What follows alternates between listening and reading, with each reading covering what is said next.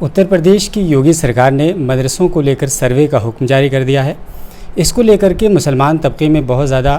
ایک بے چینی کا ماحول ہے اور اس میں مسلمان طبقہ بھی دو گروپ میں بٹ گیا ہے۔ کچھ لوگ سروے کا استقبال کر رہے ہیں، وہیں کچھ لوگوں کا یہ ماننا ہے کہ سروے کرانے میں مسلمانوں کو نقصان ہوگا۔ اس سلسلے میں زیادہ بات چیت کے لیے ہمارے ساتھ مولانا خالد رشید فرنگی محلی صاحب ہیں۔ سرکار اگر یہ چاہتی ہے کہ ان کے ریکارڈز ان کے پاس آ جائیں مدرسوں کے، تو اس سلسلے میں لوگوں کو اعتراض کیا ہے، کیا دقت کیا ہو سکتی ہے؟ دیکھیے، فرام ڈے ون ہم کہہ رہے ہیں کہ جو سروے کا آرڈر ہوا ہے اس میں کسی کو بھی پینک میں یا تشویش میں مبتلا ہونے کی قطعی طور پہ ضرورت نہیں ہے۔ یہ ایک سمپل سا سروے ہے اور اس میں بیسک انفارمیشن مانگی گئی ہے، اور ظاہر سی بات ہے جتنے بھی ان recognised so called unrecognised مدرسے ہیں وہ آلریڈی کسی نہ کسی سوسائٹی اور ٹرسٹ کے تحت ہی چل رہے ہیں، اور ہر سال ان تمام مدرسوں کا آڈٹ بھی ہوتا ہے، اس کا ریٹرن بھی فائل ہوتا ہے اور تمام تر ڈیٹیلز آلریڈی موجود ہیں۔ لیکن ہاں، جو مدرسے چھوٹے لیول پر ہیں، جو گاؤں دیہات میں انٹیریئر میں چل رہے ہیں، یہ سب وہ مدرسے ہیں جن کو کہ آپ کہہ سکتے ہیں کہ ان آرگنائز سیکٹر میں آتے ہیں۔ وہاں پر ایک ٹیچر ہوتا ہے اور جس کا کہ کوئی بھی انکم کا ذریعہ نہیں ہے، اور آج بھی گاؤں دیہات میں لوگ غلہ ہے، چاول ہے، گیہوں ہے، یہ مدرسوں میں دیتے ہیں اور اس مدرسے سے تمام اخراجات پورے ہوتے ہیں۔ تو ظاہر سی بات ہے وہ اس کے پاس ایسے چھوٹے لیول پہ جو مدرسے ہوتے ہیں ان کے پاس کوئی اس کا ریکارڈ بھی نہیں ہوتا ہے۔ وہیں گاؤں کے بچے آ گئے اور انہوں نے مطلب بھر کا بیسک ان کو ایجوکیشن دے دی گئی اور پھر وہ لوگ کام کرنے کے لیے چلے جاتے ہیں۔ لیکن ہاں، اس سے جو بڑا فائدہ ہوتا ہے یہ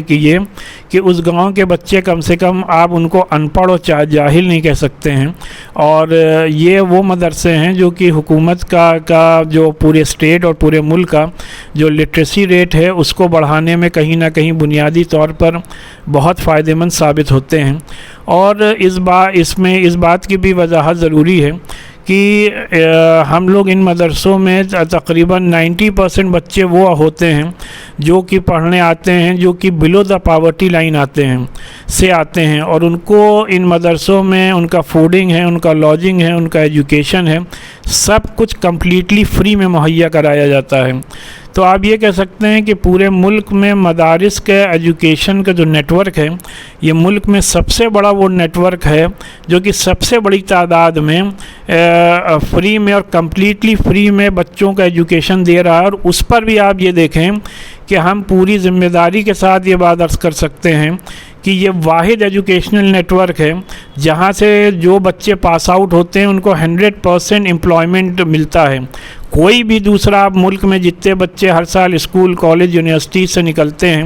اس میں کتنی بڑی تعداد میں بچے ان امپلائڈ ہیں وہ آپ کے سامنے ہیں۔ تو جہاں پر ان امپلائمنٹ ریشیو زیادہ ہے تو کیا آپ کہیں گے کہ ان اسکول، کالج اور یونیورسٹیز کو بند کر دیا جائے؟ ان کا کوئی فائدہ نہیں ہے، جبکہ ان مدرسوں میں سے پڑھے ہوئے بچوں کو 100%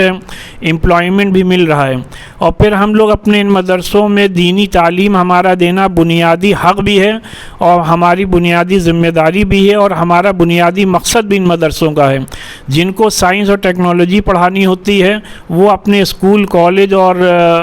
یونیورسٹیز میں بچوں کو بھیجتے ہیں۔ صرف 3% بچے ان مدرسوں میں پڑھنے آتے ہیں۔ بار بار ہم لوگ اس بات کو کہتے ہیں کہ آپ کو جتنی بھی سہولیات، جتنی بھی فیسلٹیز دینی ہے، آپ جو باقی 97% بچے ہیں جو مدرسے میں نہیں آ رہے ہیں بلکہ اسکول، کالج، یونیورسٹیز میں جا رہے ہیں یا کہیں بھی پڑھنے نہیں جا رہے ہیں، آپ ان کو یہ سب سہولیات مہیا کرائیں تو زیادہ بہتر ہے۔ اور دوسری بات یہ ہے کہ مدرسہ بورڈ کے تحت جو 16,300 کچھ مدرسے چل رہے ہیں ان کی کنڈیشن کیا ہے وہ آپ کے سامنے ہے۔ ان 16,000 مدرسوں پر پوری توجہ دی جائے، ان کا انفراسٹرکچر کو بہتر کیا جائے۔ وہاں پہ سب سے بڑی بات یہ ہے کہ ٹیچرز کو سیلری وقت پہ مل جائے، وہاں کی پڑھائی کے سٹینڈرڈ کو بہتر کیا جائے۔ وہاں پہ کمپیوٹر کا ٹیچر رکھا گیا، سائنس کا ٹیچر رکھا گیا، کب سے ان کو سیلری نہیں مل رہی۔ ان مسائل کو اگر پہلے حل کر لیا جائے تو زیادہ بہتر ہے۔ اور ایک بار پھر سے میری تمام مدارس کے ذمہ داران کو سے یہی اپیل ہے کہ سروے کو لے کر کے کسی بھی قسم کی تشویش میں مبتلا نہ ہوں، بلکہ جو بھی آپ کے پاس بیسک انفارمیشن ہے جو اس فارم میں مانگی گئی ہے وہ آپ انفارمیشن دے دیں اور اس کے بعد ہم یہ سمجھتے ہیں کہ کوئی مسئلہ پیدا ہونے والا نہیں ہے۔ انٹینشن پہ سوال کھڑے کرتے ہیں، بہت سارے لوگوں کا یہ ماننا ہے کہ سرکار کی نیت ٹھیک نہیں ہے اور سرکار اس بہانے انٹرفیئر کرنا چاہتی ہے اور کئی سارے مدرسوں کو بند کرنا چاہتی ہے، اس پر آپ کیا کہیں گے؟ دیکھیے، جو کام پہلے سے نہیں ہوا ہے اس کام کو کہہ کر لوگوں کو پریشانی میں پہلے سے مبتلا کرنے کی کوشش کرنا، یہ کہیں کی بھی دانش مندی نہیں ہے۔ حکومت کے ذمہ داران سے ہم لوگ مسلسل رابطے میں ہیں، کئی بار حکومت کے ذمہ داران سے بات ہوئی ہے،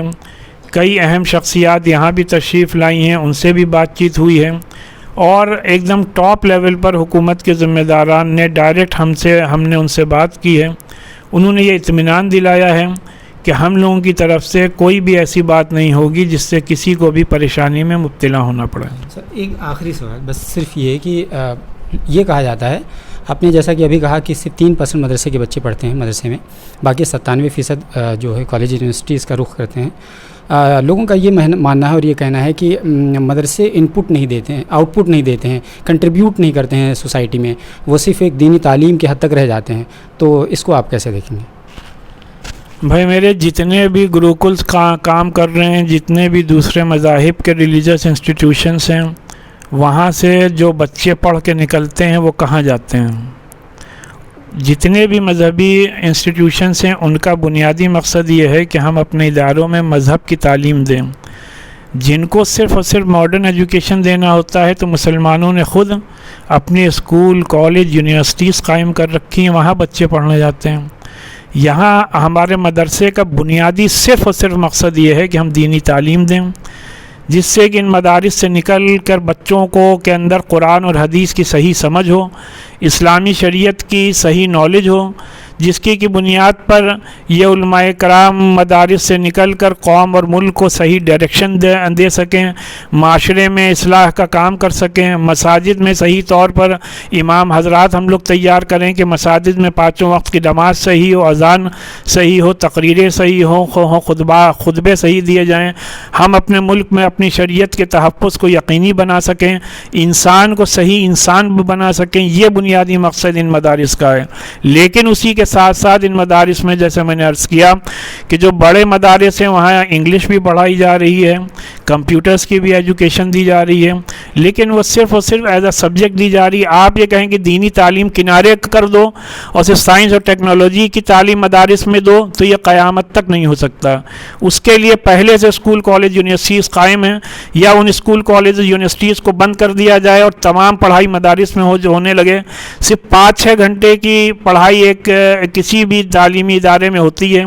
اس میں آپ ان کو اردو بھی پڑھائیں، عربی بھی پڑھائیں، فارسی بھی پڑھائیں، ہندی بھی پڑھائیں، انگلش بھی پڑھائیں، یہ کیسے ایک بچہ 5-6 گھنٹے میں اتنے سبجیکٹ پڑھ سکتا ہے؟ اور ان 4-5 لینگویجز کو بھی آپ پڑھائیں دنیا کے کسی بھی تعلیمی نظام میں، کیا یہ بات پاسبل ہے کہ ایک بچہ ایک وقت میں 5 زبانوں کو سیکھے، اس کے ساتھ پورے قرآن مجید کو یاد کرے، قرآن مجید کی تفسیر پڑھے، حدیث کو سمجھے، حدیث کی تشریح کرے، اسلامک لا کو پڑھے، اس کو سمجھے، اسی کے ساتھ ساتھ پوری اسلامک ہسٹری پڑھے، دنیا